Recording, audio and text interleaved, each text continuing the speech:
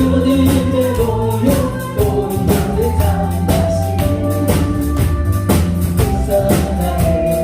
이스라엘의 거룩한 제사같이 걸어있네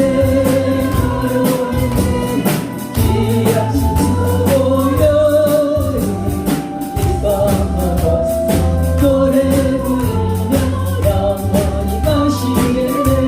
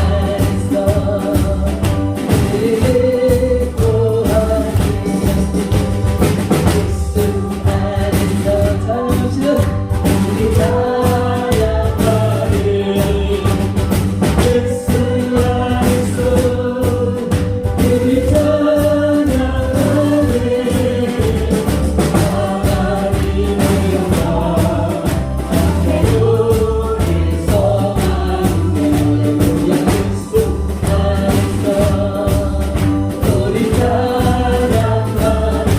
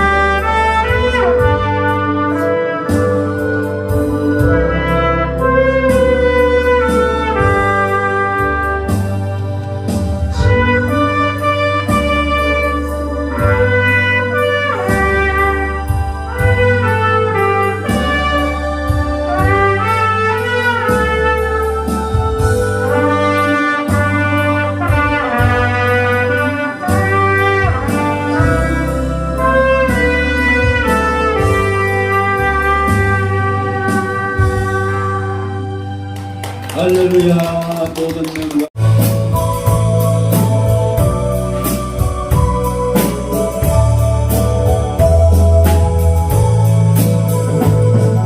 신이 한 분밖에 아는 사람 없어요. 가슴 깊이 숨어있는 주를 사랑하는 마음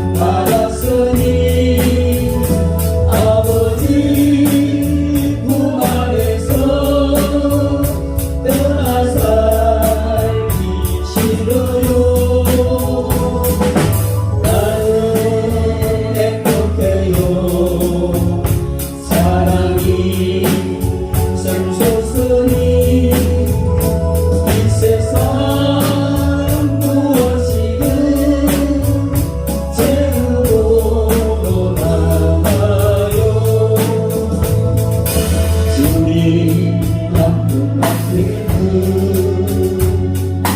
사랑함이 없어요.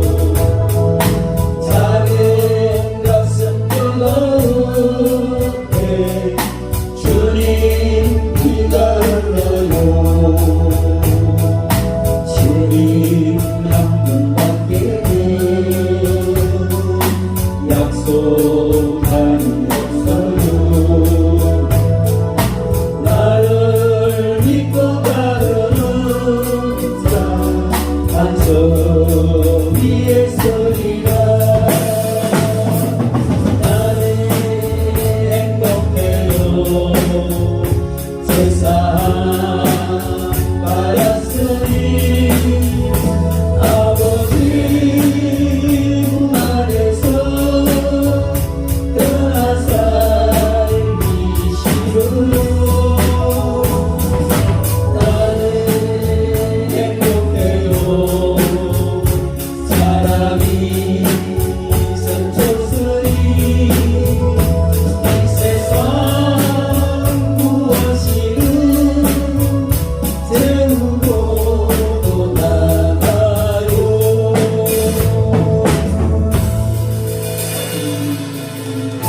예수 우리 왕이여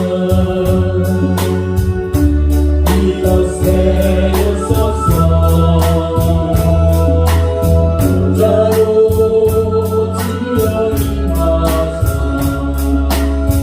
찬양을 받아주소서. 주님을 찬양하오니 주님을 경배하오니 왕이신 예수여 오소서. 찾아나사 다스리소서.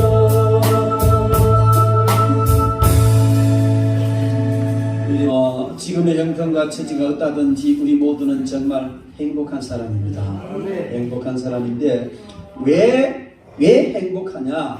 우리가 복음을 받았기 때문에 행복한 줄 믿습니다.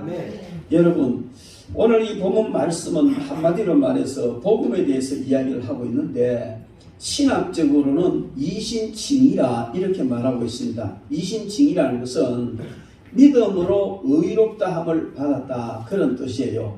그런데 우리가 어떤 행함으로 의로워진 것이 아니고 우리의 행위는 전혀 의와는 상관없는 죄악된 그런 행동이었지만은 하나님께서 예수 그리스도를 통해서 우리를 향하여서 너 이제 의인이다 이렇게 칭해 주셨다는 겁니다.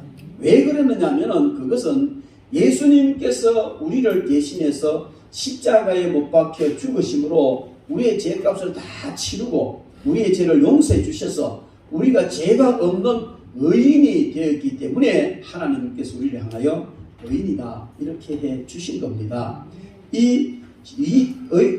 이신칭이라는 이 말씀의 핵심 바로 오늘 본문 말씀에서 나오는데 오늘 이 성경 본문 말씀을 읽어보면 이 말씀 속에는 우리가 의로워지는 것은 우리의 어떤 행위가 전혀 보태어지지 않았다는 겁니다. 전적으로 하나님의 은혜였다.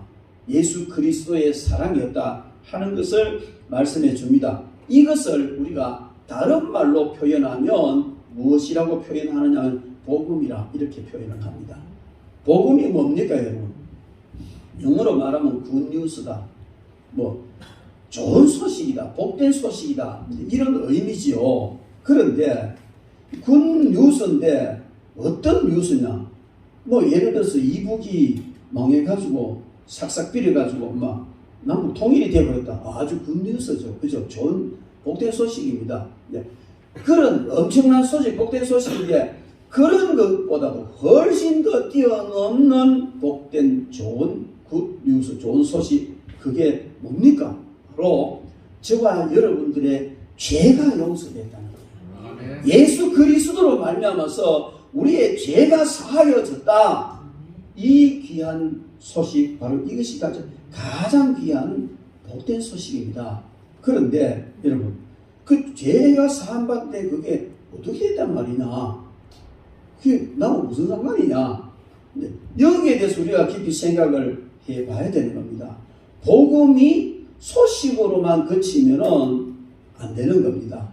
그 소식이 나에게 복으로 다가오고 내가 그것을 누리게 될 때 진정한 복음이 되는 줄 믿습니다. 그렇지 못하면 나에게는 복음이 아닌 거예요. 예를 들어서 어떤 사형수가 억울하게 누명을 쓰고 처형되기 위하여 처형대에 달려 있습니다. 그런데 왕이 이 사실을 알고 특별 전령을 보내서 특별 사면을 해라. 이 정도까지 사형시키서는 안 된다. 그리고 그에게 좋은 일이 많이 있었다. 어쨌든 이렇게 해서 왕이 특별한 은혜를 베풀어서 전령을 보내서 이 전령이 말을 타고 달려갑니다. 죽기 전에 가야 되니까. 그래서 달려가서 사형시키려고 하는 그 순간에 멈춰라 하고 달려옵니다. 그래 달려와가지고는 왕의 특별 사면령 읽어주는 거죠. 그래서 이 사람은 이제 사면을 받고 죽음에서 해방되고 자유의 몸이 되었습니다. 얼마나 귀한 소식입니까? 그런데 이것을 복된 소식이다, 복음이다 이렇게 놓고 볼 때에 여러분 왕 주위에 있던 대신들이 이 소식을 압니까? 모릅니까? 알죠? 왕이 전령을 보낼 때 많은 대신들 앞에서 명령을 했으니까 거기 있는 모든 대신들도 이 복음에 대한 소식은 알지요. 그리고 막 달려가는데 저 사람 왜 저렇게 달려가지? 아무 그 대신 지금 형장에서 죽을 것인데 왕이 사면령을 내렸대. 그래서 이 전령이 달려가는 그 모습을 바라보는 모든 사람들도 이 복된 소식을 들었습니까? 안 들었다. 압니까? 안단 말이에요. 그리고 처형을 하려고 하던 그 사형 집행관도 역시 왕의 명령을 따라서 중지시켰으니까 복된 소식 들었단 말이죠. 그리 행했어요. 그런데 이렇게 왕주에 있던 대신들이나 전령이 달려가는 모습을 본 사람들이나 이 처형을 하는 이 망난이나 다 복음을 들었어요. 그리고 알아요. 이 복음의 내용이 뭔지도 알아요. 그런데 그들과는 다 전혀 상관이 없다는 거예요. 이 복음이 참으로 누구에게 복음이냐? 그건 바로 사형수, 처형을 기다리는 그 사형수에게 진짜 복음인 거예요.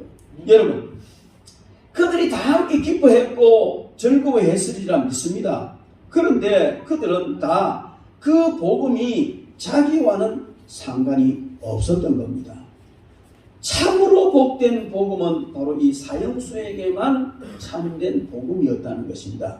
여러분, 복음이 말로만 전하여지고 귀로만 듣고 깨닫기까지 하였다 할지라도 그 복음이 나의 삶에 적용이 되어서 내 삶을 완전히 바꾸는 나의 복음이 되지 않는다면 그 복음은 진정한 의미에서 복음이라 할 수가 없는 것입니다. 다른 사람에게는 복음이 돼도 나에게는 복음이 되지 않는 그 복음, 다른 사람도 알고 나도 알고 그것을 그런 거구나 깨닫고 다 했어도 진정 나에게는 복음이 아닌 그 복음은 바로 누리지 못한 복음이다. 나에게까지 복음이 되려면은 내가 그 복음을 누릴 때 비로소 나에게 참된 복음이 되는 줄 믿습니다. 그래서 오늘 우리는 이 말씀을 통해서 복음을 누리라 하십니다. 복음을 누리라 하십니다. 이런 제목으로 하나님의 말씀을 듣도록 하겠습니다. 여러분, 저와 여러분들의 사명은 땅끝까지 복음을 전하는 것입니다. 그러나 복음을 전하는 것보다도 더 우선해야 될 것은 바로 우리가 복음을 누리는 것입니다. 복음을 누리지 못하면서 입으로 전하는 복음은 진정한 복음이 될 수가 없습니다. 힘이 없습니다. 능력 있게 복음을 전하는 전도자들은 한결같이 삶에서 복음을 누렸고 그 삶에서 복음을 누리는 그것이 자연스럽게 풍겨나가고 그것을 바라본 사람이 복음을 받아들이고 이렇게 해서 진정한 전도자로서의 삶을 살았던 것을 우리는 알 수 있습니다. 여러분, 우리가 신앙생활하면서 신앙생활의 최고봉이라고 한다면 그건 바로 순교라고 볼 수가 있을 것입니다. 하나님께서 가장 기뻐하시고 우리 주님께서 가장 기뻐하시는 신앙은 순교적 신앙이고 순교로 생을 마감한다면 하늘나라에 가장 큰 상급을 받으리라 믿습니다. 신앙의 최고봉인 순교, 이 순교는 어떤 것이냐? 그것은 바로 목숨을 버려도 좋을 만큼 복음을 누리는 사람이 기쁘게 자기 생명을 버리는 길을 선택하는 것이 바로 순교다. 이렇게 볼 수가 있습니다. 그렇다면 여러분, 그런 순교에서 가장 강력한 복음이 전해지는 겁니다. 그래서 우리는 복음을 누려야 한다. 오늘날 많은 사람들이 복음을 누리는 것이 아니고 마치 복음을 품삯처럼 그렇게 생각한다는 것입니다. 오늘 성경 말씀의 4절 일하는 자에게는 그 삭시 은혜로 여겨지지 아니하고 보수로 여겨지거니와 이를 아니할지라도 경건하지 아니하는 자를 의롭다 하시는 이를 믿는 자에게는 그의 믿음을 의로 여기시나니 일한 것이 없이 하나님께 의로 여기심을 받는 사람의 복에 대하여 다윗이 이렇게 말했다. 불법이 사함을 받고 죄가 가려짐을 받는 사람은 복이 있고 주께서 그 죄를 인정하지 아니하실 사람은 복이 있도다 한 것 같다. 일을 하지 않았는데도 그에게 보수가 주어진다면 이게 은혜라는 것이죠. 근데 일을 하고 정당한 대가를 받는 것은 삭시고 보수라는 것입니다. 그런데 일을 하지 않고 전혀 보수를 받을 자격이 없는 사람에게 똑같은 보수를 주고 은혜를 입힌 것, 이것이 은혜인데 바로 다윗은 이것을 우리의 삶에 적용시켜서 구원에 적용을 시켜서 그 사람의 불법이 사함을 받고 죄가 가리워졌다는 것입니다. 이런 사람이 복이 있다. 그리고 주께서 그 죄를 인정하지 아니하실 사람 복. 우리가 죄를 많이 지었어요. 지금도 죄를 짓고 있어요. 그런데 주님이 그 지은 죄를 지었다고 인정하지 않는다는 겁니다. 이런 사람이 복이 있다는 것입니다. 한때 전국의 모든 목사님들을 사모님들, 전사님들을 모아가지고 양수리 수양관에서 한 3,000명씩 모이는 집회를 인도했던 분이 있어요. 최원유 목사님이고 참 대단한 분이었어요. 그분이 오늘 성경 본문 말씀을 비유해서 이야기했는데 어떻게 이야기했느냐면 어떤 사람이 취직을 했어요. 근데 이 사람은 일도 안 해. 일만 계속해서 만드는 이런 짓을 한 달 계속 했다는 거예요. 그런데 한 달 계속 그런 짓을 하니까 많은 사람들이 볼 때 저거 이달에 잘릴 거야. 틀림없이 저 사람은 잘릴 거야. 이렇게 생각했는데 안 잘렸다는 겁니다. 그리고 사장이 똑같이 월급을 줬다는 겁니다. 그대로 주고 자르지도 않았다는 겁니다. 그래서 바로 이것이 은혜다.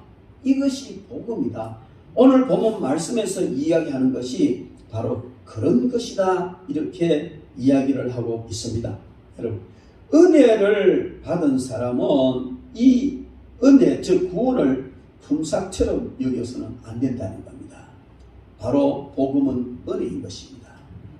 가장 큰 은혜가 복음이고 복음은 가장 큰 은혜입니다. 그래서 우리는 복음을 누리는 삶을 살아야 되는데 복음을 누리는 삶을 사는 사람이 어떤 사람이냐면 주께서 그 죄를 인정하지 않는 사람. 주께서 그 죄를 인정하지 않는 사람이 어떤 사람입니까? 바로 주님으로부터 긍휼을 입은 사람입니다. 긍휼을 입은 사람인데 자신이 주님으로부터 긍휼을 입었다는 사실을 믿는 믿음을 가진 자, 이 사람이 바로 복음을 누리는 사람입니다. 주님께로부터 한없는 긍휼을 입었으면서도 그 긍휼을 입은 사실을 모르는 사람은 복음을 누리지 못하는 사람이고, 주께서 자신에게 긍휼을 베푸셨다는 이 사실을 알고 그 사실을 믿고 그 사실을 누리는 자가 복음을 누리는 자입니다. 주께서 정죄하시지 않은 자는 복이 있던데 주님이 정죄하시지 않는 이유가 무엇이냐? 주님께서 그렇게 형편없이 말도 안 되는 엉망진창의 삶을 사는데도 그를 정죄하지 않는 것은 그 사람이 의인이라서가 아니라 주님의 긍휼을 입었기 때문이다. 그 말입니다. 이런 사람의 삶이 이런 사람은 어떤 삶을 살고 감사와 감격이 넘치는 삶을 살죠. 예수님께서 이 사실을 좀 우리가 더 이해를 잘 하도록 하기 위해서 한 비유의 말씀을 하셨습니다. 어떤 사람이 큰 포도원을 가지고 있습니다. 근데 그 포도원에는 일꾼이 많이 필요해요. 아침 일찍 나가서 일꾼 시장에 나와보니까 사람들이 있어요. 우리 포도원에 일해라. 하루에 한 데나리온 줄게. 품삯을 약속했어요. 그리고 들여보냈습니다. 열심히 일하겠죠. 그래서 한참 있다가 가보니까 또 사람들이 또 있어요. 또 들여보냈어요. 12시에 가서 보내고 오후 3시에 가서 들여보내고 오후 5시에 가보니까 거기 역시 또 사람이 있는 거예요. 너 왜 이렇게 있느냐? 내가 약골이라 가지고요. 아무도 날 일꾼으로 써주는 사람이 없습니다. 그래 들어가서 일해라. 포도원에 들여보냈어요. 그래 이제 제 능력 쓰기 때문에 일이 끝나잖아요. 그 일이 끝나는데 그 포도원 주인이 5시 와가지고 1시간만 일한 사람한테 한 데나리온을 주는 거예요. 그 아침에 일찍 정시에 출근해서 일하는 사람, 야 1시간만 일했는데도 한 데나리온 주네. 나하고 하루에 품삯 뭐 요즘 또 10만원, 10만원 준단 말이에요. 아 나는 더 주겠지. 그랬는데 다 계산해주고 자기한테 딱 이제 한 데나리온을 딱 주는 거예요. 이 사람이 불평을 하는 거예요. 아니 1시간만 일한 사람한테 한 데나리온 주면서 하루 종일 더위를 무릅쓰고 일하는 나에게 역시 한 데나리온밖에 안 줍니까? 그러니까 이 포도원 주인이 하는 말이 무슨 말이냐? 자네와 나는 약속한 거야. 내가 약속을 어기지 않고 약속한 대로 한 데는 줬잖아. 뭐 내가 잘못한 게 있나? 그리고 이 사람에게는 내 것을 가지고 불쌍해서 내 것을 가지고 내가 베푸는데 네가 왜 참견이냐? 이제 이 말이란 말이에요. 여러분, 이 내용 가운데 주님은 이 사실을 비유로 말씀하시면서 아침 일찍 약속하고 돌아서 하루 종일 일한 사람이 한 데나리온 받는 것은 율법을 의미합니다. 율법에 약속된 대로 율법을 다 지켜서 율법을 지킨 그 사람이 받을 보상을 받아가는 것, 이것을 오늘 성경 본문 말씀에는 삭시라 그렇게 말하고 있습니다. 보수다는 말이에요. 보수. 그런데 아무도 써주지 않아서 허탕치고 정말 비참한 모습으로 집으로 돌아가야 할 이 사람이 포도원 주인이 데리고 들어가서 일해서 1시간만 일했는데도 하루 종일 일한 것 똑같은 보수를 주는 것은 이건 은혜라는 사실입니다. 우리는 열심히 율법적으로 내가 믿음으로 살고 열심히 노력하고 헌신하고 충성해서 하나님께로부터 은혜를 받는 것, 이게 정당한 것이겠죠. 그러나 구원 문제에 있어서는 그렇지 않다는 겁니다. 구원 문제에 있어서는 우리가 노력하고 힘쓰고 애쓴 것이 전혀 영향을 미치지 못하고 100% 하나님의 긍휼로 예수 그리스도의 은혜로 말미암아 우리가 구원을 받은 것입니다. 여러분, 구원은 예수 그리스도께서 우리의 죄를 십자가에 다 사시고 용서해 주셨기 때문에 하나님께서 우리를 용서해 주셔서 우리를 죄 없다 인정하시고 천국으로 보내주는 것이 구원입니다. 구원에는 우리의 행위가 전혀 포함되지 않는다는 겁니다. 그런데 많은 사람들은 아무리 우리의 행위가 포함되지 않는다 할지라도 믿는 건 믿어야 되지 않느냐? 믿는 건 믿어야지. 믿지도 않는다면 구원을 받을 수가 없는데 그 믿는 것 행위 그거 내가 했잖아. 그 내 행위가 보태졌다는 거예요. 이게 알미니안주의자들이 하는 말입니다. 그러나 칼빈은 아니다. 네가 믿는 그것마저도 그 은혜를 인하여 믿음으로 말미암아 구원을 얻었나니 행위에서 난 것이 아니라 하나님의 선물이다 말씀하셨으니 네가 믿은 그것도 네가 행한 것이 아니고 하나님의 은혜 때문에 네가 믿어진 것이다. 할렐루야. 아멘. 그래서 우리가 구원받는 것은 100% 전적으로 하나님의 은혜입니다. 아멘. 여기에 우리가 뭔가 보태가지고 구원 얻는 이런 생각을 하면 안 된다는. 그러면 구원 얻은 것은 그렇다 할지라도 그 이후의 삶은 어떻게 되느냐? 그 이후의 삶은 우리가 믿음으로 산 것은 하늘을 상급으로 살지고 믿음으로 살지 못했으면 상급이 없고 이렇게 된다는 것이죠. 여러분, 세상에 많은 사람들은, 세상의 많은 사람들은 여기에 아침 일찍 포도원에 들어간 이런 사람들과 일하기를 좋아합니다. 왜? 건강하지요. 또 뭐 일도 잘할 것 같고 하루 종일 일하잖아요. 그래서 그들의 노동력이 필요하고, 그래서 그런 사람들과 일하기를 원합니다. 그리고 그런 사람들 필요로 합니다. 어쩌면 교회에서도 열심히 충성하고 봉사하고 노력도 잘하고 그런 잘하고 이런 사람을 필요로 할 것입니다. 그런데 주님께서는 그런 사람을 필요로 하는 것이 아니고, 그런 사람을 필요로 하는 것이 아니고 오후 5시에 들어온 이런 사람을 필요로 한다는 거예요. 그럼 목사님 그럼 앞으로 교회 헌신하고 충성을 하지 말라는 말입니까? 아닙니다. 그런 뜻이 아니고, 이제 만약에 그렇게 딱 생각이 돌아간다면 이 복음을 못 누리는 사람이 되는 거예요. 여러분, 우리 주님께는 모든 것이 다 있습니다. 얼마든지 풍요롭습니다. 우리가 아무것도 안 해도 주님은 전혀 부족을 느끼지 않습니다. 우리가 뭘 보태고 주님께 뭘 해야만이 주님이 충족되는 그런 분도 아니에요. 그리고 우리가 뭘 해야 주님의 뜻이 이루어지는 것도 아니에요. 주님은 전능하신 분이시고 모든 것을 다 가지시고 부족이 없는 분이기 때문에 우리가 모든 것 중에 아무것도 안 해도 주님은 전혀 부족이 없는 분입니다. 그래서 우리에게 뭔가를 요구하실 필요가 없는 분이에요. 왜 충성하라, 봉사하라, 헌신하라 하냐면은 너가 제발 그렇게 살라고 상급 좀 더 받아라는 주님의 사랑의 요구지, 주님이 뭐 필요해서 하는 게 아니라는 말이에요. 그러면 주님은 어떤 분과 어떤 사람과 일하기를 원하느냐? 바로 오후 5시에 들어가서 1시간밖에 일하지 않는 이런 사람과 주님은 일하기를 원하세요.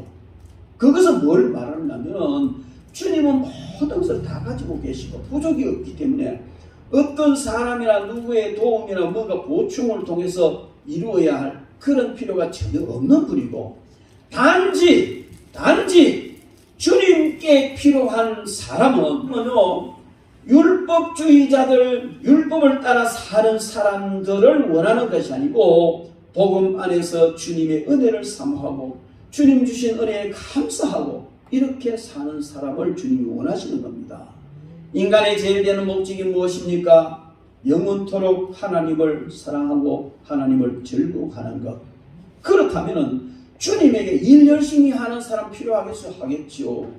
충성 잘하는 사람 필요하면 하겠지요. 그러나 그렇지 않습니다. 그런 사람보다도 복음을 누리는 사람, 정말 나 같은 죄인에게, 나같이 쓸모없는 자에게, 나같이 보잘것없는 자에게 아무도 그들도 보지도 않고 돌아보지도 않고 천시받던 나를 포도원에 들어가서 일하게 하시네. 그것만도 감사한데 아침에 약속했던, 아침에 일하러 간 사람 약속 똑같은 품삯을 주시네. 감격하고 감사한 이런 사람이 주님에게 필요하다는 겁니다. 그리고 설령 주님이 그런 사람을 필요로 한다고 해서 그런 사람을 선택한 것이라기보다는 주님의 사랑은 이런 사랑이라는 겁니다. 복음이 그런 것입니다. 그래서 우리는 그 복음을 누려야 하는 겁니다. 여러분, 복음은 입으로 전달되지만 생명력 있고 힘있게 산 사람의 복음을 누리는 그 삶을 통해서 전달이 되는 것입니다. 그런데 우리는 너무 잘못 알고 있어요. 복음이신 주님을 어떤 율법적인 것으로 오해하는 때가 너무나 많습니다. 신학적으로 성경적으로 알기는 기가 막히게 알죠. 요거는 율법, 요거는 복음, 그래서 율법은 안 되고 복음을 살아야 되고 탁탁하게 잘 압니다. 그래 놓고도 삶을 들여다보면 요거는 율법, 요거는 복음, 복음 안에서 율법을 찾아서 또 그 율법대로 살려고 하는 것이 우리 사람들이다 하는 생각을. 여러분, 그러므로 복음을 누리는 사람은 아브라함의 믿음의 발자취를 따르는 사람이다. 믿음이 있는 사람이 복음을 누리는 것입니다. 오늘 13절 말씀해 보면 율법으로 되어진 것이 아니고 율법 한참 전에 아브라함이 믿었던 믿음을 보시고 하나님이 복을 주신 거예요. 구원을 주신 거예요. 세상의 복을 누리겠다 하신 거예요. 그런데 그 세상의 복을 누리는 사람은 이렇게 살아라. 그래서 율법을 준 거예요. 그러므로 우리는 이 세상에 가장 귀한 것이 복음이다. 복음보다 더 귀한 것은 없다. 주님은 복음과 함께 모든 것을 얼마든지 우리에게 주실 수 있습니다. 이걸 믿어야 돼요. 이거를 믿고 누리는 것이 바로 복음이라는, 여러분, 그러므로요, 복음을 깊이 깨닫고 나면 몸살이는 이런 짓은 하지 않습니다.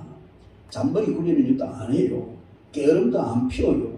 그래서 죽도록 충성하게 되는 겁니다. 이거는 복음을 누리는 사람에게서 일어나는 자연적인 행동이라는 것입니다. 그래서 너 이런 복음을 누리는 사람의 행동이 안 나오는 거 보니까 너 복음을 제대로 받은 사람이 아니구나, 이렇게 이야기하는 것이 야고보의 이야기예요. 그런데 여러분, 우리는 이 이야기를 방대하게 많이 할 수는 없지만 단 너무너무 중요한 것은 이 귀한 복음이 소리로, 입으로, 말로, 하나의 뜻으로만 전달되고 깨달음에 그치는 것은 안 된다. 그것을 우리가 누려야 된다. 내 삶에서 이 복음이 누려져야 되고, 그래서 이 복음을 누리는 것은 믿음으로 누리는데, 그걸 누리니까 세상에서도 상속자가 되고 하늘 상급을 받는 그런 우리의 삶이 되어야 된다는 겁니다. 그러면 우리가 이 복음을 누리려면 어떻게 해야 될 것이냐? 너무 막막하지 않느냐? 어떻게 해야 우리가 복음을 누리게 되느냐? 그것은 계속 반복적으로 이야기하지만 율법적 고정관념을 버려야 된다는 겁니다. 여러분, 복음을 누리려면 우선 먼저 가장 중요한 훈련받아야 돼요. 어느 날 내가 예수님을 믿었는데 딱 믿고 보니까 야, 바로 이거네. 그래서 싹 다 막 그냥 생활 청산해버리고 복음을 누리는 삶을 사는 사람은 그렇게 많지 않습니다. 그렇게 했다 할지도 완벽하게 누리지는 못합니다. 상당한 부분은 누리지만 거기서부터 점점 더 많은 것을, 풍성한 것을 누리는 삶을 살아야 되는데 그것은 훈련으로 되어지는 겁니다. 저도요, 술 많이 먹었습니다. 담배 하루에요, 한 갑 이상 피웠어요. 근데 예수님을 딱 믿고 딱 끊었잖아요. 이게 딱 끊었는데, 술은 딱 끊었는데 담배는 어쩌다 땡기서 한 대 꼬박을 하고 나니까 또 요구되더라고요. 참 애를 많이 먹었습니다. 근데 여러분, 우리가 예수 믿고 난 뒤에 딱 그냥 복음 안에 다 잘라버리고 복음을 마음껏 누리는 이런 삶을 살면 얼마나 좋겠습니까? 나는 그게 안 된다는 거예요. 예수님을 믿고 영혼 구원 받았다는 것은 영적으로 어린아이로 태어난 것과 같은데 어린아이가 그렇게 살 수가 있습니까? 없습니다. 그런데 이렇게 복음을 받은 사람이 반드시 해야 될 것은 훈련을 받아야 된다는 거예요. 훈련을 통해서 점점 더 성장하고 훈련받은 만큼 복음을 누리게 되는 겁니다. 그래서 예수님의 제자들도 예수님이 3년 동안 데리고 다니면서 훈련시켰잖아요. 그래서 우리도 제자 훈련시키고 영성 훈련하고, 우리 교회에서 영성 훈련하는 맨날 이제 영성 훈련 시킨다 하는데 도대체 박 목사님, 배 목사님 영성 훈련 시킨다면 우리를 도대체 어떻게 영성 훈련 시켰는지 모르겠다. 영성 훈련 교재도 없고 그냥 배에 손을 기도하고 찬양하고 이거밖에 없는데, 여러분, 그게 영성 훈련이에요. 순간순간 그 순간순간마다 터치해주고, 그래서 복음을 누리게 되는 쪽으로 점점 가게 하는 이 훈련을 통해서 되어지는데, 여러 가지 훈련을 다 받아야 돼요. 그래야 점점 더 복음을 더 많이 누리는 삶을 살게 되는데, 여러분, 그 중에 가장 중요한 것은 오늘 본문 말씀에서 이야기하는 것은요, 율법적 사고방식을 버리는 거예요. 율법적인 사고방식, 율법적인 고정관념을 버려야만이 복음을 누릴 수가 있습니다. 다시 좀 더 쉽게 말하면 뭔가를 해야 된다. 내가 뭔가를 하고 뭔가를 해서 보답해야 된다. 이 생각부터 여러분 버리시기 바랍니다. 주님 앞에서. 주님은 그저 여러분들이 와서 누리고 즐기기를 원하시는 거예요. 내가 뭘 했기 때문에 주님 나를 더 사랑하실 거야. 그러니까 내가 뭐 더 해야 돼. 이것보다도 그냥 누리세요. 대구에 친구 목사가 있는데 정년 퇴직할 때 다녔는데 평생 조그만 개척교회만 하고 그렇게 살았어요. 근데 사모님은 요즘 뭐죠? 요양보호사? 그걸 해서 이제 생활을 못하는 거예요. 근데 지금 맨날 자전거 타고 돌아다니면서 즐기는 거예요. 그러면서 저한테, 배 목사, 니는 뭐 그래 바쁘노? 즐기라. 그래. 자기는 맨날 즐긴다는 거예요. 나는 할 일이 좀 많다. 아버지 그래, 이런 종놈들이나 하는 것이고, 아들은 그냥 즐기면 된다는 거예요. 그리고 즐기며 사는 거예요. 그냥 그게 이해가 안 되는 거예요. 즐기며 살려면 사모님 같이 즐기더니 사모님 맨날 여행 고사는 새가 빠지고 고생하는데 지 혼자 즐기고 돌아다니 그게 진짜 즐기는 기가 그게 복음이가 싶은 게 잘못했다 한참 잘못했다 즐기려면 같이 즐기라. 제가 되게 뼈 아픈 소리를 했는데 여러분 근데 무조건 무시하는 말이 아니고 그 뭔가 깨달음이 있었다면 깨달음이 있었는데 반쪽밖에 못 깨달은 거야. 깨달은 것을 가지고 삶에 적용을 시키는데 깨닫기만 하고 삶에 적용 안 시키는 이산 쪽으로 가버리는 거야. 그 최원영 목사님이요, 그 집회를 하면서 우리가 뭐 행동을 해야만이 하나님 은혜를 받고 행동해야 복을 받고 이게 복음이 아니다. 복음은 그냥 누리는 것이다. 아까 이야기했듯이만 그냥 향한 것도 깨고 자빠라지고 별짓다 일도 안 해도 월급 주는 그 사장이 하나님이시고 그것이 은혜, 그게 복음이다. 그러니까 그게 은혜를 받아가지고 거기에 참석했던 어떤 목사님이 막 할렐루야 아멘 막 그래가 막 탁구 치러 댕기고 막 그런 놀러 댕기고 교회를 안 가라고 그러는 거야. 그러니까 사모님이 최원희 목사님 전화가 목사님 도대체 거기서 무슨 일이 있었습니까? 우리 목사님 완전히 바뀌었다 변해버렸다고요. 그래 최원희 목사님 그래요 변했다고. 변했다는 건 무슨 좋은 거 아니에요. 근데 좋은 쪽으로 변한 게 아니라 형편없이 이상하게 변해버렸다. 복에도 신방도 안 하고 성경 대충 해가면 설교 은혜 이게 복음입니다 은혜입니다 하고 말고 막 그래가 막 죽겠다는 거 사모님. 여러분 복음은 그런 게 아니고 은혜는 그런 게 아니에요. 노마스를 읽어보면 노마스의 가장 오늘 본문의 그 가장 중요한 기둥이 오늘 이신칭이 이 본문 말씀입니다. 그런데 이것을 말씀하기 전에 이방인의 죄, 유대인의 죄, 전 인류의 죄를 다 이야기하면서 이런 모든 죄가 칭의로 말미암아 해결된다. 그리고 이 해결을 받은 사람은 칭의의 결과가 하나님과 화평하는 것이고 5장이 바로 6장부터 8장에는 그렇게 칭의를 통해 하나님 화목된 사람은 이렇게 점점 더 성화되어져 가야 된다. 이렇게 계속하면서 마지막에는 이제 12장부터 16장까지는 성도들이 이렇게 살아야 될 의무를 얘기하는 거예요. 근데 이걸 반쪽만 깨달아가지고 막 그냥 복음을 누리는 것은 그냥 뭐 율법에 얽매이는 것이고 막 그냥 편하게 믿음을 사는 것에 편하니까 다 제껴놓고 하는데 그건 자칫 잘못한 방탕으로 가기가 쉽다는 것입니다. 여러분 그러나 그럼에도 불구하고 우리는요 정말로 율법적인 사고는 버려야 되는 겁니다. 율법주의자는요 율법적 사고를 가지고 절대로 복음을 누릴 수가 없습니다. 율법적인 눈을 가진 사람은 절대로 복음을 누릴 수가 없습니다. 형제가 뭘 잘못 저것 봐라 집사같이 꼬라지 아이가 이렇게 정말 복음을 누리는 사람이 누리는 그게 긍휼로 보여지는데 복음을 누리지 못하는 사람은 정죄의 요건으로 보여진다는 사실입니다. 여러분들만의 형제의 허물이 용납되어지지 않고 저 인간 저래서 되겠나 이런 생각이 들면 아직까지 복음을 덜 누리는 겁니다.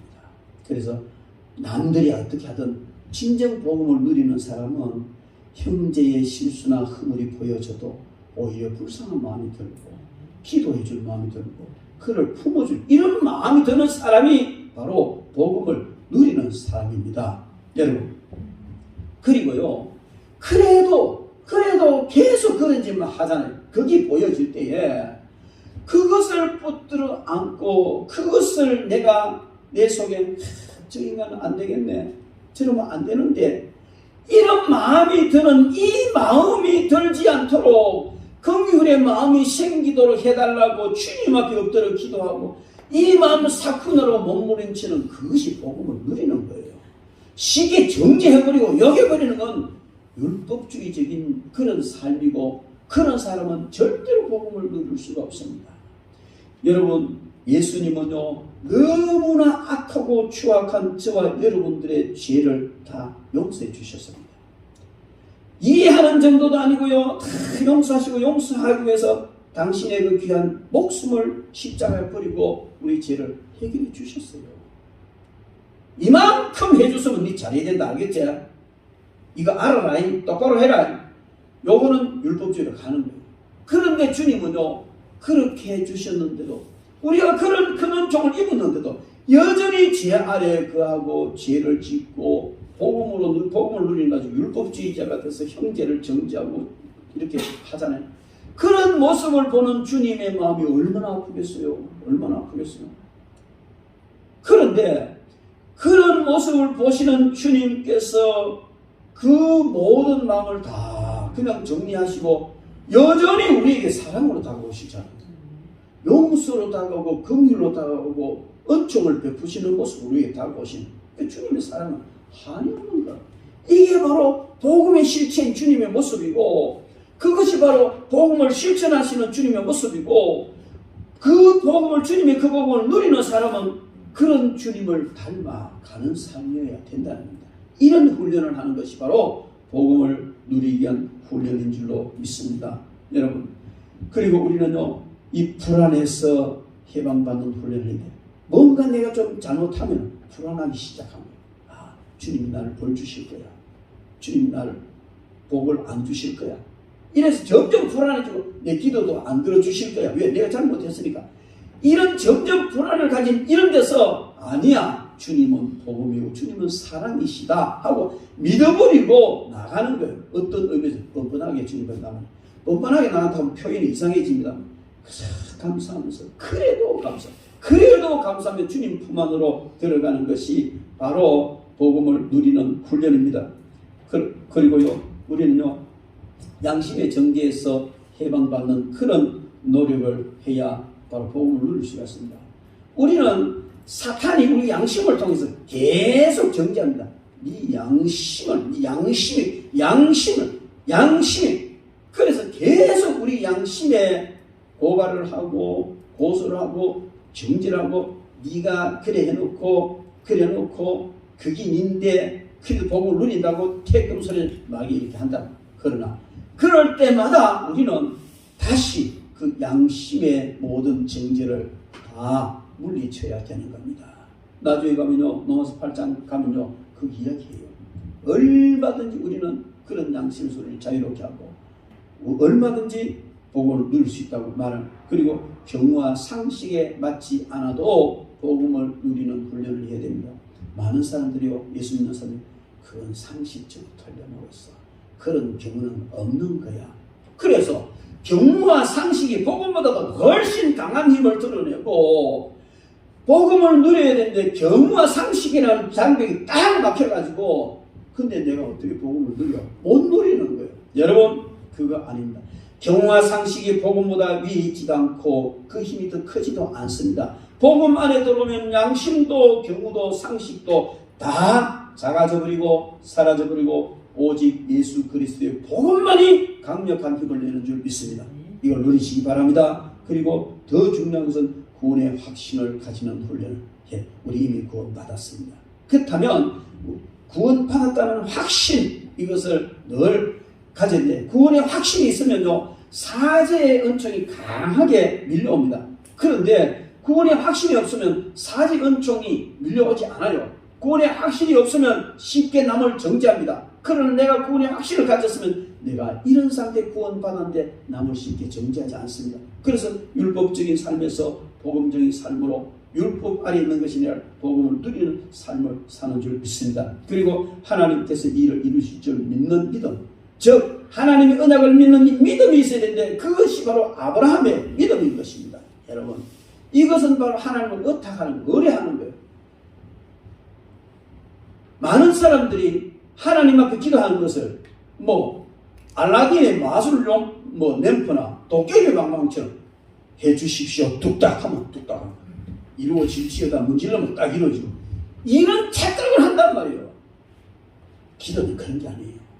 때로는 가다가 하나님이 우리의 응답해 주시는 것보다 우리의 영혼이 더 잘 되고 우리가 복음을 누리는 그 지경까지 이르하기 위해서 우리가 더 큰 어려움과 고난 속에 고난을 통과하도록 또 하시는 거예요.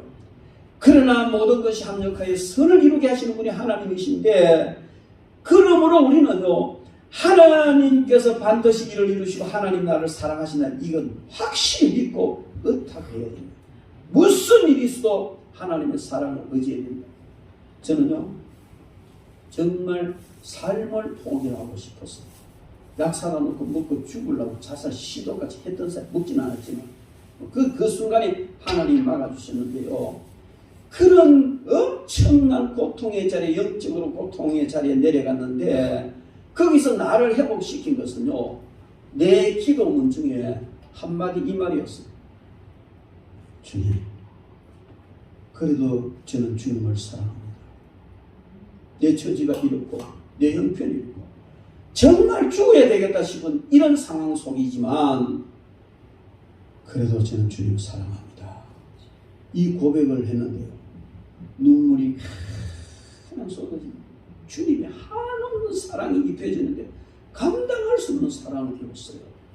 여러분, 그래도 주님은 여러분을 사랑하십니다. 아멘. 여러분의 지금 현재 모습과 상관없이 그래도 주님 여러분을 사랑하십니다. 여러분 자녀들의 모습이 지금 현재 그래도 주님은 여러분을 사랑하시고, 여러분 중에 있는 사람들이 그렇다 할지라도 그래도 여러분을 사랑하시는 그 주님은 그 사람도 그래도 사랑하시는 거예요. 이것을 인정하고 그것을 누리며 나누는 것이 바로 복음인 것입니다. 여러분, 복음을 누리는 훈련은 말씀 안에 머무는 훈련을 해야 되는 겁니다. 말씀대로 사는 것 자체가 고통이 아니고 율법이 아니고 그 안에 머물러야 합니다. 많은 사람들이 복음을 누리지 못하는 이유는 말씀보다도 자기 소견이 옳은 줄로 알고 자기 소견대로 행하기 때문에 그렇습니다. 여러분, 우리는 자기 소견에 아무리 옳아도 자기 소견대로 행하면 결국 복음을 누리는 데서 떠나가게 되고 율법주의로 가게 되어 있습니다. 그러나 말씀 안에 가고 말씀을 누리고 말씀대로 살다가 보면요, 복음을 누리는 자가 되는 줄로 믿습니다. 그리고 더 중요한 것은요, 마귀의 세력을 물리쳐야 합니다. 마태복음 12장 28절에 주님은 귀신을 쫓아내면 하나님 나라가 이미 너희가 성령을 의지하여 귀신을 쫓아내면 너희에게 이미 하나님의 나라가 임하였느니라. 할렐루야. 여러분, 이 마귀는요, 귀신의 세력은요, 어떻게 해서든지 우리가 복음을 누리지 못하도록 오만 장담을 다해요. 때로는 억압하고 때로는 속이고 그렇게 한다면, 그런 그 귀신을 성령님을 쫓아내버리면 하나님의 나라가 임하고, 하나님의 나라가 임하면 우리가 복음을 누리게 되는 줄 믿습니다.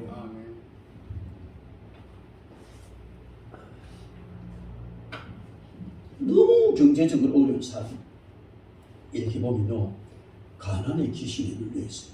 가난의 귀신이 사로잡고 있다. 그래서 어떻게 해서든지 이 가난에서 벗어나지 못하도록 얽어매는 거예요. 그래서 목회자가 도와주려고 이렇게도 해보고 저렇게도 해보면요, 완전히 가난의 귀신에게 눌려가지고 절대로 목사님 이야기는 안 듣고 가난의 귀신이 인도하는 데 따라갈 것이라, 이와 같은 삶을 사는 사람도 있어요. 영적인 문제를 모르면요, 본인은 그것이 옳은 줄 안다니까요. 여러분, 베드로는 갈릴리 바다에서 업으로 잔뼈가 굵은 사람이에요. 밤새도록 허탕쳤는데 예수님은 전혀 업도 아니고 고기에 모르는 사람, 예수님은 깊은 데서 그물 던져요. 기가 막히네. 밤새도록 허탕치 고생인데 또 뭘 그물 던져겠습니다. 그럼 가야 돼요. 그런데 말씀에 의지하여 그물 내리겠습니다. 갔더니 역사가 일어났잖아요. 그게 뭔지 아세요? 가로막히는 제거하는 거예요. 영적으로 봤을 때 뭔가 막혀 있는데 그것을 제거해버리면 역사가 일어나는 거예요.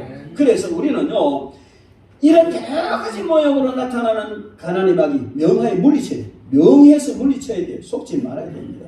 그러면 거기서 복음을 누릴 수가 있게 되는 점이 있습니다. 마지막으로 우리가 복음을 누리려면 어떤 훈련을 해야 되냐면 사랑을 실천하는 훈련을 해야 됩니다. 주님의 사랑을 믿으세요. 여러분, 어떤 경우라도 주님이 여러분을 사랑하는 그 사랑은 변치 않는다는 이 사실을 믿으세요. 아멘.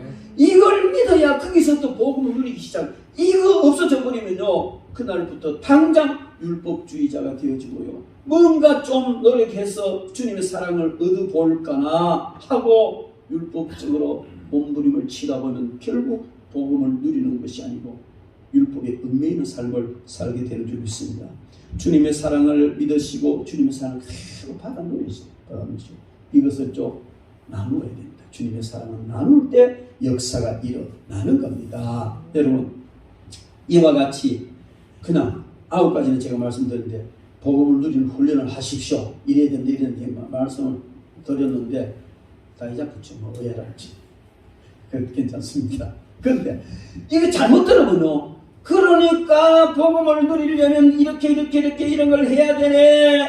예? 어떻게 복음을 누리려면 불안에서 해방돼야 되고, 율법적 상품을 버려야 되고, 양심에서 해방돼야 되고, 또 경화 상식에서 벗어나야 되고, 구원의 확신을 가져야 되고, 하나님께서 이루실 것을 믿어야 되고, 말씀 안에 몸을 내고 마귀의 세력을 물리쳐야 되고, 아, 그래 해야 복음을 누리는구나. 그러니까 내가 열심히 그렇게 해야지.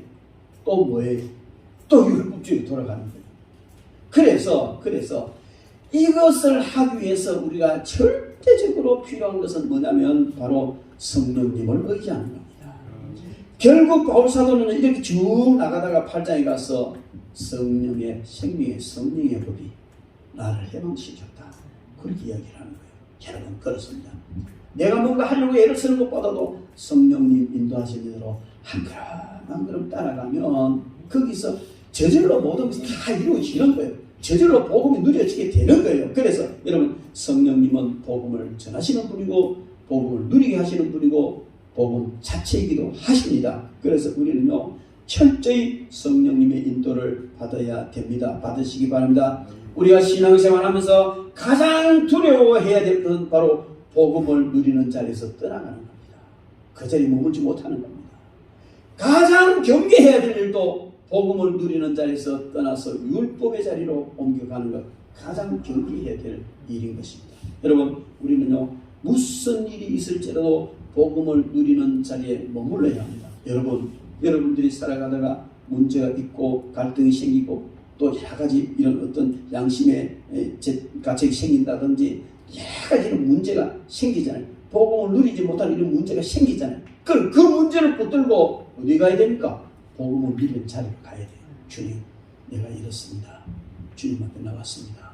이런데 제가 복음을 누리기를 원합니다. 그 문제 붙잡고 제가 9가지를 지적을 했는데 여러분 9가지는 여러 수십 가지도 있을 수 있어요. 그러나 그런 복음을 누리지 못하는 문제가 생길 때마다 그 문제를 끌고 복음을 누리는 자리로 돌아오시기 바랍니다. 그 자리는 주님이 사랑하시는 자리요 용서하시는 자리. 그 어떤 것도 다 용서받고 어떤 것 다 품어주시는 그런 주님 그 품으로 돌아와서 복음을 누리는 삶을 사는 저와 여러분 되기를 주님의 이름으로 축원합니다. 기도하겠습니다.